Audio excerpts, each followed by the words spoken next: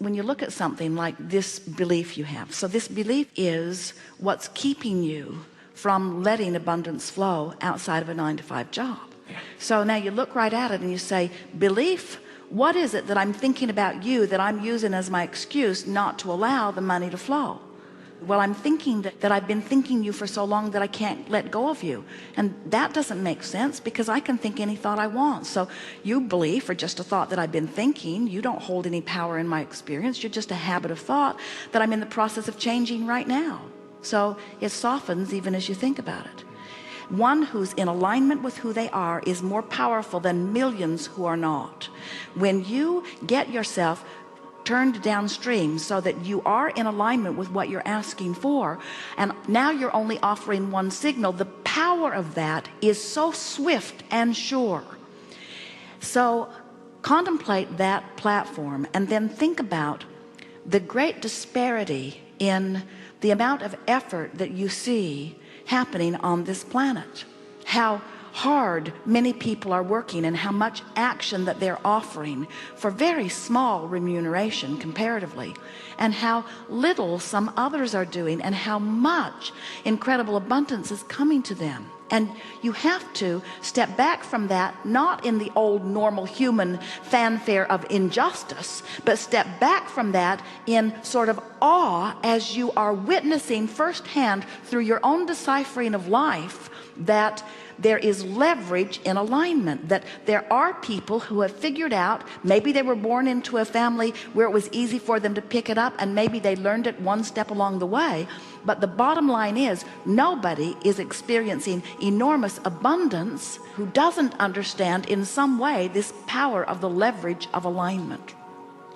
So now you're beginning to say things, logical things like, I believe more in the 9-to-5 return on time and money, but I know there's more to the story than I have been before thinking. I do acknowledge that there are a lot of people that are earning a lot of money, that if I divide the amount of money I make with the number of hours that I am putting, and I come up with this dollar per hour equivalent, there are not enough hours in the day for that guy to make that much money. In other words, what would his hourly rate be? It just doesn't add up. There's got to be something way more to the equation than effort and return, effort and return, effort and return. Effort and return brings mediocre. Alignment brings a return that is astronomical. So everything that I've ever thought about 9-to-5 and dollar per hour and effort, it all just goes out the window, because this is a whole different platform that I'm playing from now.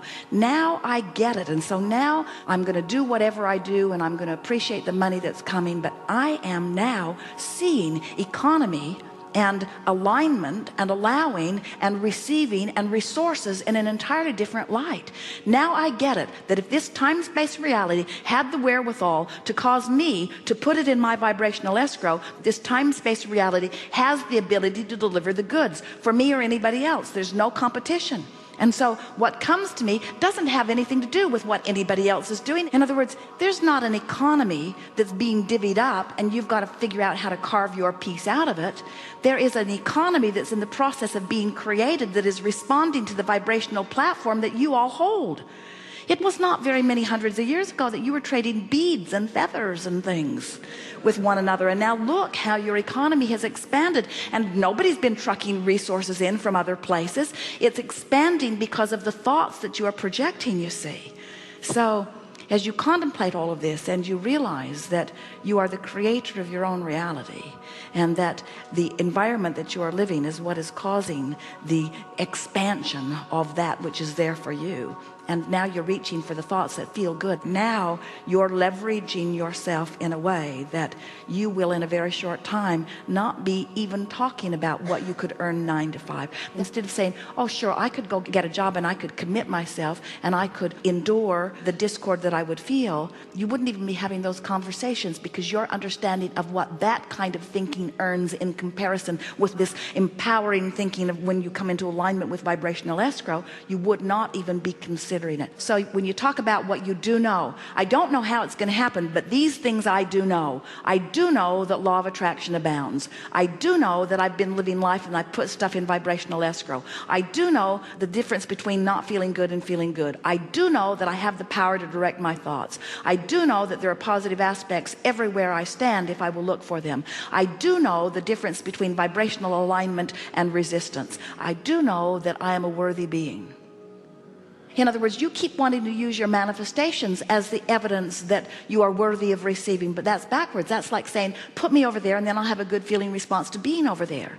You got to feel good before you get over there. And so just keep starting back over again. These things I do know. I do know that law of attraction abounds. I see evidence of it. I do know that I have guidance within me. I feel evidence of it. I do know that there are many things that I want because I feel the discord that lets me know that there are things that I want. I do know that often I'm in alignment.